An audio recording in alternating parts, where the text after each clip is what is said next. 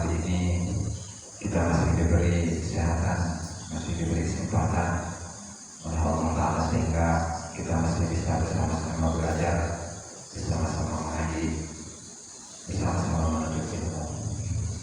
Sebelum kita mulai pengajian kita Al-Bina Husnaniyah ini, mari kita hadiahkan Al-Fatihah terlebih dahulu kepada Wakil kita Syekh Abdullah Rahimahullah, semua guru kita, semua orang tua kita, semua keluarga kita muslimin muslimat, mukminin mukminat, dengan syarikat al-Islam maupun pihak pada dunia, walaupun ini yang sesuai dengan nama ia tetap nasolehun. Benar oleh Nabi Muhammad Sallallahu Alaihi Wasallam Al-Fatihah. Alhamdulillah insyaallah. Bismillahirrahmanirrahim. Alhamdulillahirabbil alamin. Arrahmanir rahim. Iyyaka na'budu wa iyyaka nasta'in. Ihdinas siratal mustaqim. Siratal ladzina an'amta 'alaihim ghairil maghdubi 'alaihim waladdallin. Qala al-musannif rahimahullahu ta'ala wa nafa'ana bihi wa bi 'ulumihi wa bi 'ulumikum fid dharaini ila qala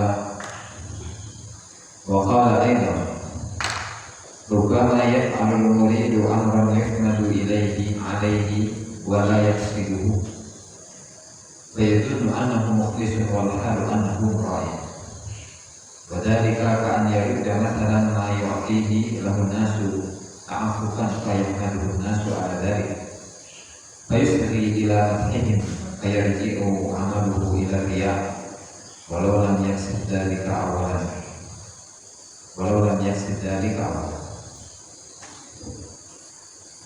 Waqala lan ndika sapa Syekh Abdul Hasan Asy-Syadzili rahimahullahu ta'ala. Aidan kalimane rubama sering-sering ya palu gawe sapa al-murid murid amron ing siji perkara. Yuhmatu kang den puji apa alaihi ing atas murid. Wala yasiduhu lan ora nejo sapa murid ing amr. Ayatun mongkonya sapa murid anahu ingkang setuhune murid iku mukhlisun iku kang ikhlas. Wal kalula utawi lan kale utawi kelakuan anahu iku tetep setuhune anahu iku tetep setuhune murid iku muraid iku kang kaya.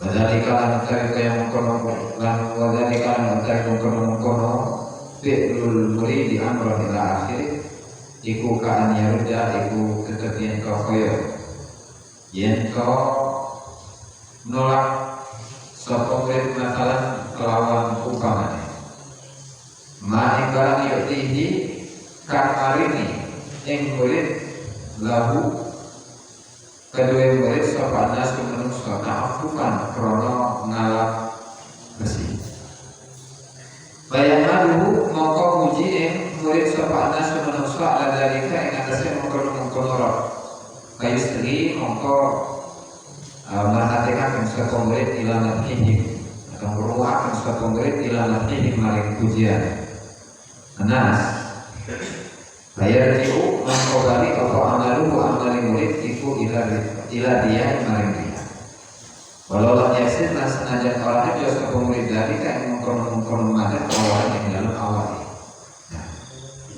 Alhamdulillah pada malam hari ini kita masih masuk dalam pembahasan al-hadar min daqaiqir riya, yaitu menghindari dari riya yang tersembunyi, di mana pada awal mulanya Syekh Abdullah Asy'ari rahimahullahu ta'ala itu telah mengutip sebuah pernyataan dari Syekh Abdul Qadir Asy-Syuuti rahimahullahu ta'ala bahwa kata beliau alaika bi ikhlasil qasdi lillahi wa la ta'ala fi dzalika, di mana pesan salah seorang ulama yang namanya Syekh Abdul Qadir Asy-Syuuti, beliau berpesan kepada kita bahwa kita semua harus memurnikan, mengikhlaskan tujuan, memurnikan tujuan kita hanya untuk Allah Subhanahu wa Ta'ala, yang pertama. Dan yang kedua, wala tatahawan bidzalika, dan jangan sampai kita itu meremehkan hal yang seperti ini. Makanya dalam sebuah contoh yang telah disebutkan oleh Syekh Abdullah Asy'ari mengenai ikhlas, di mana ketika seseorang itu beribadah kepada Allah Subhanahu wa taala, tetapi niat dan tujuannya itu agar dekat kepada Allah Subhanahu wa taala lantaran ibadah yang telah dia laksanakan, itu pun juga sama, termasuk dalam kategori apa? Riya yang sama. Kenapa? Ya karena kita sebagai seorang hamba, sebagai seorang manusia, ketika beribadah kepada Allah Subhanahu wa taala dengan ibadah apapun, intinya cuma satu. Tujuannya hanya satu, yaitu imtithalul amr, melaksanakan perintah Allah, wawafa'an bihaqqi wajibihi, dan memenuhi hak kewajiban yang telah dibebankan kepada kita. Nah, sehingga justru ketika setelah melaksanakan ibadah, kita tidak boleh merasa senang, merasa puas atas ibadah yang telah kita lakukan. Setelah melaksanakan ibadah, justru kita harus menanamkan di dalam diri kita bahwa ibadah yang telah kita lakukan itu penuh dengan kekurangan dan penuh dengan kekurangan. Sehingga setelah itu sikap atau perilaku kita setelah melaksanakan ibadah apapun itu, mau sholat, mau zakat, mau puasa, mau sedekah, mau zikir, mau wiridan dan seterusnya, itu justru membawa kepada diri kita sifat tawadhu, tidak sombong lantaran ibadah yang telah kita lakukan. Nah, itu untuk poin-poin yang sebelumnya.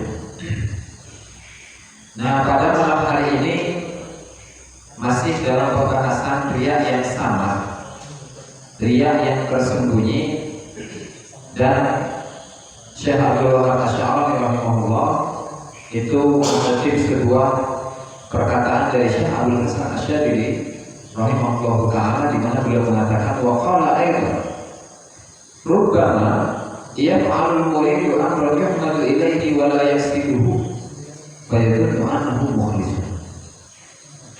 Seringkali para murid, para santri, atau kita semua melakukan sebuah perbuatan yang bisa dipuji lantaran perbuatan itu. Kemudian kita itu menyangka, kita itu menganggap bahwa kita telah ikhlas. Sementara walhalu annahu mura'i, sementara hakikatnya kita ini justru adalah orang yang melakukan riya, melakukan kesombongan, melakukan pamer. Bayadul annahu mukhlisun, dia menyangka bahwa dirinya adalah orang yang ikhlas dalam melaksanakan ibadah. Dia dalam keadaan ikhlas, murni tujuannya hanya untuk Allah. Padahal sebaliknya, sebenarnya orang yang seperti ini itu adalah orang yang riya, orang yang pamer. Contohnya bagaimana? Wadhalika ka'an yarudda mathalan la yu'tihi lahun nas ta'affufan. Contohnya seperti ketika ada orang lain yang ingin memberikan pemberian kepada kita, apapun itulah, mau itu rokok, mau itu amplop, mau itu sarung, mau itu baju, peci, tasbih dan lain sebagainya yang datang orang kaya. Kita menolaknya, ta'affufan, karena dia merasa tidak butuh, merasa agar dirinya itu tidak ada pemungkitan. Ya, karena biasanya orang yang memberi itu ya sukanya mungkin. Tuhan. Makanya dalam sebuah ayat Allah Subhanahu wa taala itu berfirman, "Wala tubtilu shadaqatikum bil manni wal adha." Dan janganlah sekali-kali kalian itu membatalkan sedekah yang telah kalian keluarkan dengan bil manni, dengan pengungkit-ungkitan.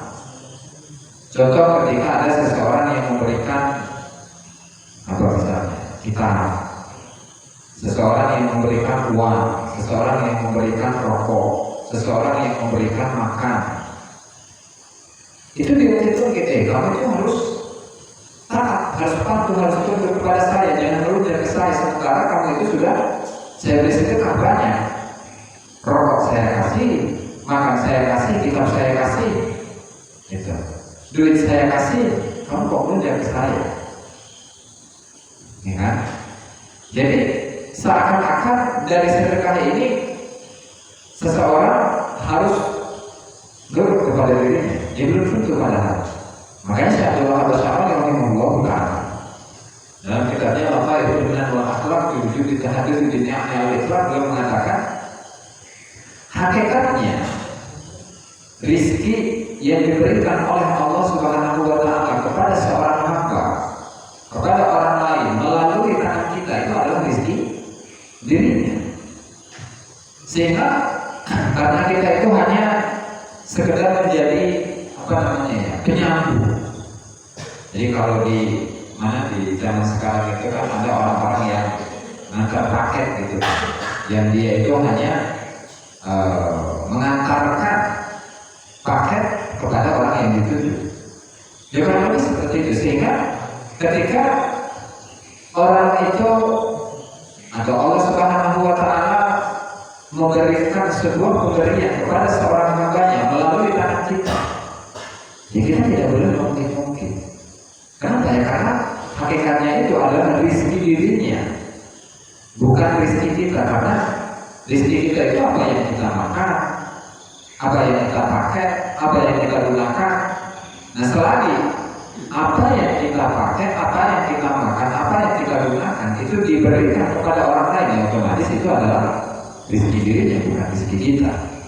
Itu sehingga hal ini memberikan masukan, memberikan nasihat kepada diri kita bahwa ketika kita memberikan sedekah kepada orang lain, kepada orang yang butuh, memberikan hadiah kepada orang lain, jangan sampai kita mungkin. Kenapa? Alasannya ya karena khawatir bahwa pahala yang telah kita dapatkan dari pemberian itu bisa dibatalkan oleh Allah Subhanahu wa Ta'ala. Kembali pada pembahasan di mana seseorang yang berpura-pura menjadi orang yang ikhlas, sehingga ketika ada seseorang yang memberi pemberian kepada dirinya dia tolak lantaran dia merasa tidak butuh, supaya dirinya terlihat sebagai orang yang tidak butuh kepada orang lain, sebagai orang yang tidak mau memberi penerimaan tidak mau menerima pemberian dari orang lain, supaya dirinya menjadi orang yang suci, supaya dirinya menjadi orang yang bersih, sehingga setelah itu dia dipuji oleh banyak orang. Oh, ini mah kiai tawaru, kiai yang ikhlas, karena dia itu tidak mau menerima amplop, gitu. Karena dia itu tidak mau menerima amplop. Padahal orang yang seperti ini hakikatnya adalah orang yang ria. Dan orang yang seperti ini ketika menolak pemberian dari orang lain, dia itu tetap mendengarkan apa yang dikatakan oleh orang lain kepada dirinya. Dia tetap menginginkan pujian dari orang lain. Dia masih memperhatikan bagaimana komentar orang lain kepada dirinya.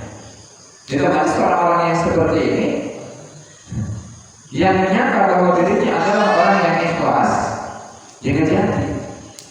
Hakikatnya, kenapa? Ya karena di dalam hatinya itu masih mengharapkan pujian dari orang lain. Dia masih menunggu apa sih komentar yang akan diberikan oleh orang lain kepada dirinya.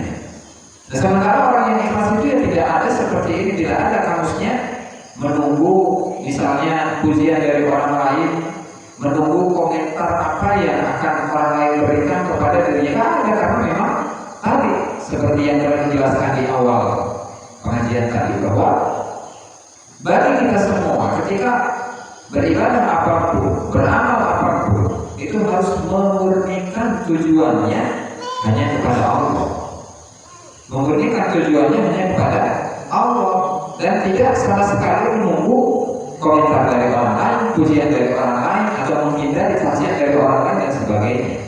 Berarti ketika kita beribadah kepada Allah, jamaahnya rajin, sholatnya rajin, rajin, puasanya rajin, zikirnya rajin. Tetapi di dalam hatinya itu masih ada lintasan hati akan pujian dari orang lain, ya maka ibadah kita aslinya ya bermasalah.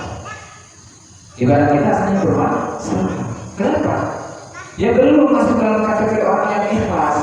Nah, makanya nanti akan dikutip oleh Syekh Abdullah Asy'ari tentang sebuah makalah dari Imam Fudail bin Iyad rahimahullah taala di mana man tarkal amal li ajli nas tarkul amal li ajli nas riya'un wal amal li ajli nas syirkun wal ikhlas an yu'afiyaka Allahu minhuma. Itu nanti akan ada penjelasan seperti itu. Sehingga apa?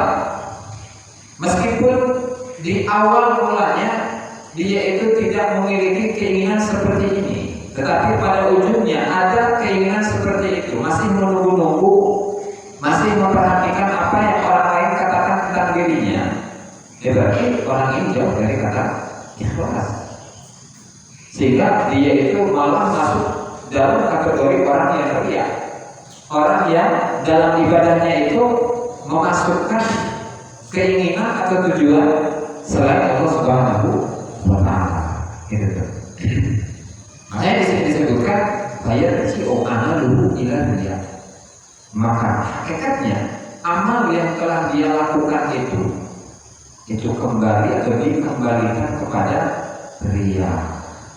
Nah, makanya wajar ketika Al-Imam Hujjatul Islam Muhammad bin Abu Hamid Muhammad bin Muhammad Al-Ghazali rahimahullah taala memasukkan riya itu dalam kategori al-ruhul muhlikat, yaitu seperempat kitab yang masuknya itu adalah kategori hal-hal yang dapat menghanguskan amal-amal ibadah yang telah kita lakukan. Itu walau yaksir dari awal. Gitu. Ini adalah poin pertama dalam pengajian ini, di mana ketika kita beramal ibadah apapun itu, mau sholat, mau ibadah, mau puasa, mau sedekah ataupun yang lainnya, ya kita usahakan, minta tolong ke Allah Subhanahu wa Ta'ala supaya niat dan tujuan kita itu tidak lagi berbarengan dengan niat-niat yang selain Allah Subhanahu wa Ta'ala. Amin ya rabbal alamin. Itu untuk poin yang pertama. Poin yang kedua, wa min tarkul amal min ajrin nas. Wa min halan itu tetap sakit dapat ikriya iku. Wa min halan itu tetap sakit dapat ikriya tarkul amal utawi ninggalaken amal min ajrin nas saking arah manusia. Ini yang tadi kita sebutkan. Qala ngendika sapa Al-Fudail bin Iyad. Imam Al-Fudail bin Iyad, tarkul amali utawi ninggalaken amal min ajlin nasi saking arah menungso iku riya wal amalu lan utawi amal min ajlin nasi saking arah menungso iku syirkun iku syirik wal ikhlasu lan utawi ikhlas iku an yu'afiyaka iku yen to nyelamatkan sapa Allah nyelamatkan ing sira sapa Allah ta'ala sapa Allah ta'ala minhu saking amal min ajlin nas wal amal tarkul amal li ajlin nas wal amal min ajlin nas. Wa ma'na dalika lalu kaya maknanya mengkono ucapan anaman ikut tetap ikut teman setuhune wong azama kang niat sopoman ala ibadatin ing atas siji ibadah wa tarkahan ninggalaken sopoman ibadah makhafata an yaraha krana wedi yen to ningali ing ibadah sapa anasun manungsa bahwa maka utaina iku mura'in iku wong kang riya. Dan krana temen setuhune man iku tarakaha iku ninggalaken sapa ibadah den ajlin nasi saking arah manungsa.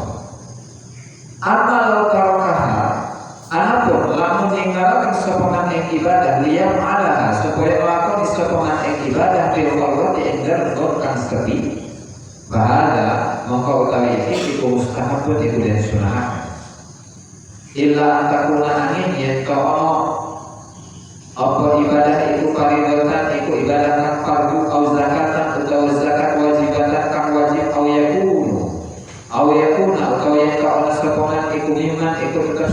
setengah wong yukada kang diikuti apa bihi kelawan kal jahru mongko utawi martelakaken tidak kayak dalam kono ibadah fardhu au mimma yukada bihi iku afdal iku luwih utama. Nah, selanjutnya tadi ada seorang ulama, seorang ahli sufi yang terkenal di masanya akan kesufiannya.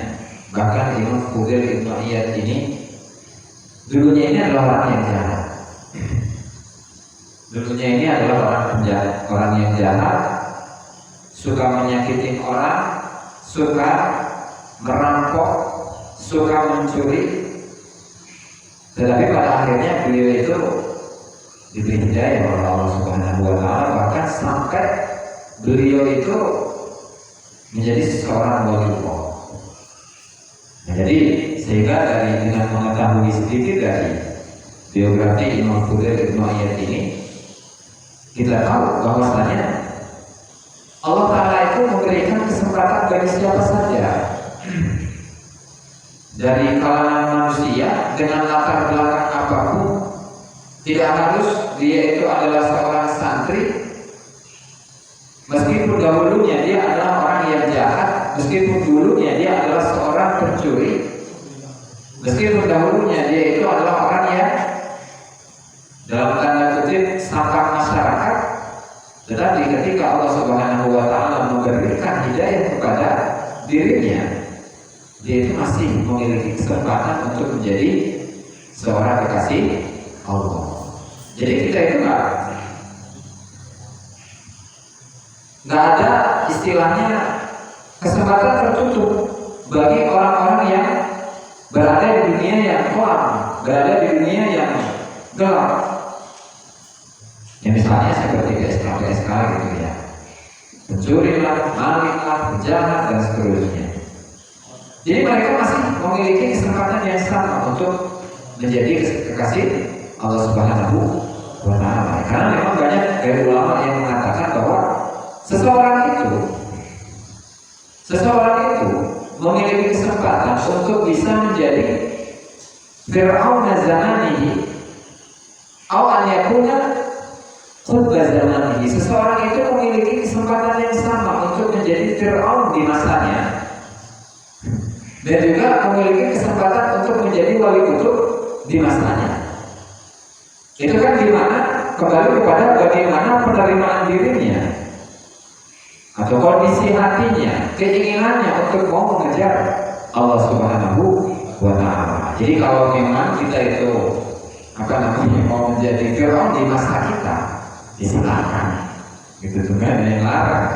Cuma kan nanti nanti akan bertentangan dengan hukum agama, bertentangan, kemudian ada hukum positif, hukum negara, bertentangan. Nanti kalau misalnya berhadapan dengan aparat penegak hukum, siap-siap aja gitu. Jadi walhasil kita semua ini memiliki kesempatan untuk menjadi orang yang terbaik di masa kita, dan sebaliknya kita juga diberi kesempatan untuk menjadi orang yang terburuk di masa kita. Gitu, sehingga karena kedua-duanya ini sama-sama ada kemungkinannya, otomatis kita sebagai orang yang memiliki akal ya harus memilih yang terbaik dong, gitu kan. Sehingga dengan membaca atau dengan menelaah biografi dari seorang ulama, seorang wali, seorang kekasih Allah Subhanahu wa Ta'ala, yang dulunya dia itu adalah seorang penjahat, tapi pada ujungnya dia menjadi kekasih Allah dan masih terbuka sampai sekarang. Kembali ke materi, wa min hatarul amal min ajli nas. Dan di antara riya atau pamer yang sifatnya sama, yang sifatnya tersembunyi, itu adalah tarkul amal min ajli nas. Tidak mau beramal, tidak mau beribadah lantaran omongan orang. Jadi misalnya ada seseorang yang ingin bersedekah, sedekah ini kan ibadah yang sunnah. Atau ada seseorang yang ingin rajin menghadiri pengajian malam Jumat misalnya, gitu kan? Dia dalam hatinya punya keinginan untuk menghadiri pengajian, tapi khawatir atau takut kalau saya hadir pasti dibully nih, itu sama orang-orang yang di majelis taklim misalnya. Kalau saya hadir pasti saya akan diomongin buruk oleh tetangga. Oh, sekarang sudah taubat ya misalnya kayak gitu, diledek gitu kan. Jadi khawatir ada omongan-omongan seperti itu. Nah, hal yang seperti ini itu masuk dalam kategori riya. Kenapa? Dia yang sama. Kenapa? Ya karena dia itu masih memperhatikan apa yang dikatakan oleh orang. Jadi kan ketika seseorang itu ingin melaksanakan ibadah, kemudian karena dia terlalu berpikir panjang, karena masih berpikiran bahwa nanti orang-orang di sekitar saya akan membuli, akan meledek saya bahwa saya sudah gini, sehingga ada melaksanakan ibadah itu apa namanya? Masuk dalam kategori riya. Jadi dia itu masih memperhatikan komentar-komentar orang lain kepada dirinya, gitu. Nah, sehingga bagaimana ya tadi kembali kepada intisari utama, di mana ya kita harus tadi memurnikan tujuan hanya kepada Allah. Kalau mau ngaji ya ngaji aja, gitu kan. Kalau mau hadir pengajian atau hadir aja, terserah orang lain mau ngomong apa. Kalau mau hadir misalnya sholat atau mau sedekah di hadapan banyak orang, atau mau berpuasa, mau ibadah ini itu dan lain sebagainya, udah nggak usah terlalu dihiraukan apa kata orang lain. Memang mereka memberikan jaminan ketika kita ini beribadah sesuai dengan masukan orang-orang, kemudian ibadah kita langsung diterima oleh Allah Subhanahu wa Ta'ala. Ya karena orang-orang itu bagaimana kita gitu. Yang namanya manusia pasti ada yang menyukai dirinya, ada yang tidak suka kepada dirinya, ada. Seperti kisah yang dialami oleh Sayyidina Luqman Al-Hakim rahimahullah ta'ala. Nama beliau itu disebutkan di dalam Al-Quran. Jadi menurut riwayat, Sayyidina Luqman Al-Hakim ini itu termasuk orang Afrika, jadi kulitnya hitam gitu. Cuma karena beliau ini adalah orang yang soleh, orang yang bijaksana. Jadi Luqman namanya itu Luqman. Luqman itu nama, kemudian Al-Hakim itu sifatnya, julukannya, artinya bijaksana. Jadi Luqman yang bijaksana. Karena saking bijaksananya ini, Allah Subhanahu wa Ta'ala memuji beliau sehingga memasukkan nama beliau ke dalam Al-Quran. Jadi pada suatu hari beliau itu dengan putranya berjalan dengan membawa keledai, dan keledainya itu ya ukurannya sedikit lah. Jadi kalau untuk mengangkut dua orang itu ya terlalu berat. Nah sehingga pada suatu hari beliau berjalan dengan putranya memasuki sebuah desa. Kemudian penduduk desa itu mengatakan, ini orang tua sama anak ini bego apa gimana sih? Udah nggak punya kendaraan, tapi bukannya kendaraannya dinaikin, tapi kok malah dituntun, gitu kan? Bukannya kendaraan itu memberikan manfaat kepada dirinya untuk meringankan perjalanannya, tapi kok malah menyusahkan, menambah beban karena dituntun ini. Jadi yang pertama, ya udahlah, kalau Hakim seturutin aja nih apa keinginan mereka. Akhirnya dua-duanya menaiki keledai itu yang ukurannya sebentar itu. Nah terus masuk ke desa lain. Waktu masuk ke desa lain, masyarakatnya komentar lagi. Ini tuh ya, yang punya kuda itu nggak punya akal apa gimana? Udah mah kudanya kecil, ditumpangi sama dua orang, itu kasihan itu, menyiksa binatang. Gimana sih? Ya akhirnya ditinggalin lagi sama Luqman Al-Hakim. Ya itu. Terus yang naik cuma satu bapaknya, Luqman Al-Hakimnya yang naik, sementara anaknya yang nuntun. Masuk ke desa lain, omongan masyarakat Udah mah orang tua tapi tiga-tigaan sama anak. Orang tuanya main enak-enakan naikin keledainya, sementara anaknya malah susah disuruh jalan kaki nuntun keledainya. Jika anak orang tua diturutin lagi itu sama saya lalu nolak. Akhirnya anaknya yang naik. Setelah anaknya naik masuk ke desa lain, komentar lagi tuh masyarakat, si anak ini kurang ajar ya. Udah mah orang tua bukannya dimuliain, ini malah orang tua yang dibawa, yang jalan yang susah, malah anaknya enak-enakan naik kendaraan. Akhirnya turun kedua-duanya.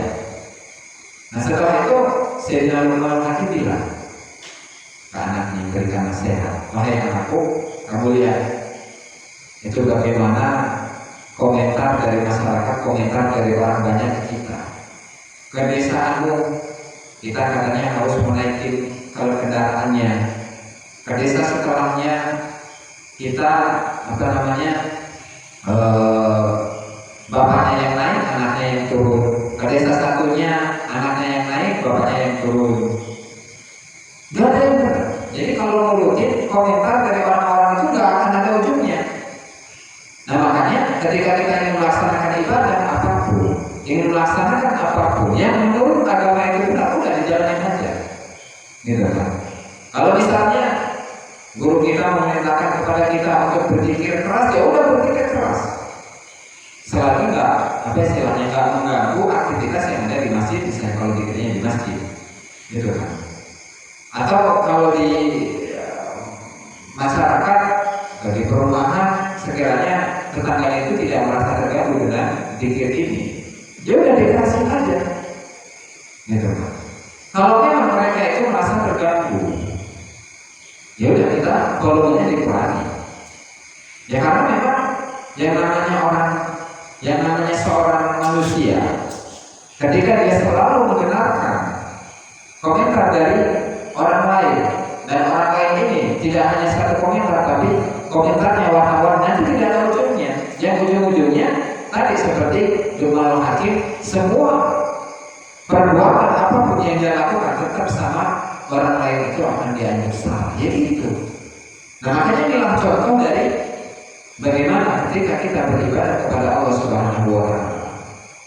Jangan sampai kita meninggalkan sebuah ibadah lantaran komentar dari orang.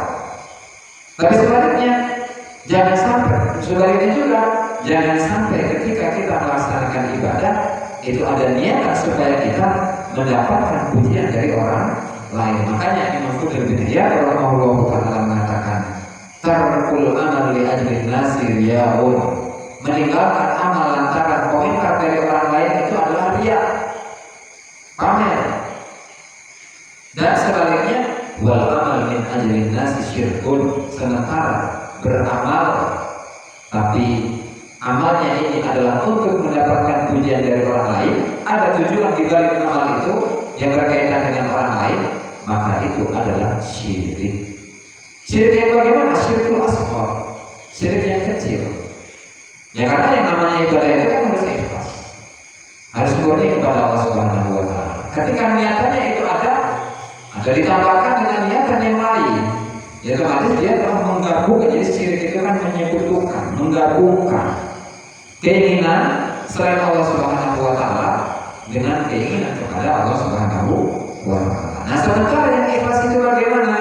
Wal ikhlasu an yu'afiyakal haqqu ta'ala minhuma. Kata Imam Fudail bin Iyad, sementara keikhlasan itu adalah engkau diselamatkan dari keduanya. Maksudnya ketika kita beribadah, melaksanakan ibadah apapun, jangan tinggalkan ibadah lantaran komentar orang lain, dan jangan laksanakan ibadah lantaran keinginan untuk mendapatkan pujian dari orang lain. Tetapi ibadah kita hanya untuk mengejar Allah Subhanahu wa Ta'ala. Nah di sini oleh Syaikhul Hasan rahimahullah taala, di sini beliau menjelaskan apa sih maksud dari ungkapan yang telah disampaikan oleh Imam Fudail bin Iyad yang barusan dibacakan tadi. Kata beliau, wa ma'na dzalika anna man 'azama 'ala ibadati wa tarakaha makhafata an yaraha an-nasu fa huwa mura'i. Barang siapa, maksud dari perkataan tadi bahwa barang siapa yang sudah berniat untuk melaksanakan ibadah, sementara dia itu tidak melaksanakan ibadah itu lantaran khawatir dilihat oleh orang lain, maka dia termasuk kategori orang yang ria. Kenapa dia? Ya karena li'annahu tarakaha min ajlin nas. Karena dia dalam beribadah, dia tidak melaksanakan ibadah lantaran komentar dari orang lain. Amal tarakaha, tapi sebaliknya ketika dia itu tidak meninggalkan ibadah itu, tapi tujuannya adalah untuk melaksanakan ibadah itu di tempat yang sunyi, di tempat yang sepi, bahkan mustahabun, maka ini sunnah. Jadi misalnya ketika seseorang itu ingin melaksanakan sholat tahajud, sholat duha, sholat witir, kalau di majlis banyak orang, jadi sehingga dia itu bukan khawatir dikomentari oleh orang lain, bukan, tapi supaya dia itu lebih merasakan ketenangan, karena biasanya tempat yang sepi itu tenang, bisa membuat dirinya tenang. Kalau niatnya seperti ini nggak masalah yang seperti ini. Hukumnya malah mustahabun, sudah. Kecuali illa antakuna fardhan, kecuali kalau sholatnya itu adalah sholat yang fardu, ya maka itu disunahkan untuk dilaksanakan di depan orang-orang. Itu. Atau zakatan wajibatan, atau zakat yang wajib. Jadi dia disunahkan untuk mengeluarkan zakatnya di hadapan banyak orang. Gitu. Atau yakunu mimman yuqtada bihi, atau dia ini adalah seorang tokoh yang menjadi panutan banyak orang, maka falujahru bidzalika afdal, maka melaksanakan ibadah tadi ya di hadapan banyak orang, itu lebih utama. Kenapa? Ya karena kalau dia adalah seorang tokoh yang dianut oleh banyak orang, ya bisa jadi dari anak buahnya ini ada yang mengikuti dirinya. Gitu. Kalau memang ibadah yang fardu, zakat yang wajib, itu memang sunahnya seperti itu untuk melaksanakannya di hadapan banyak orang. Gitu. Kalau dia menghindari kan afdal. Wa minha hikayatul a'mali sholihati allati waqa'at fi azmanin madat wa lam yashkur biha ahadun illa li gharadin syar'iyyin, fa inna hikayataha bi ghairi gharadin syar'iyyin yarudduha ila suratir riyadi biha ala amaliha. Wa min wasiyyati sayyidi Ali al-Khawas wallahu ta'ala a'lam bishawab. Inilah para hadirin hadirat jamaah majelis zikir Kumpas bagian Al-Mubarak, hafizakumullah. Pengajian yang dapat kami sampaikan mudah-mudahan bermanfaat bagi kita semua, dan semoga kita bisa mengamalkannya. Amin ya rabbal alamin. Kurang lebihnya saya mohon maaf. Wallahul muwaffiq ila aqwamit thoriq. Assalamualaikum warahmatullahi wabarakatuh.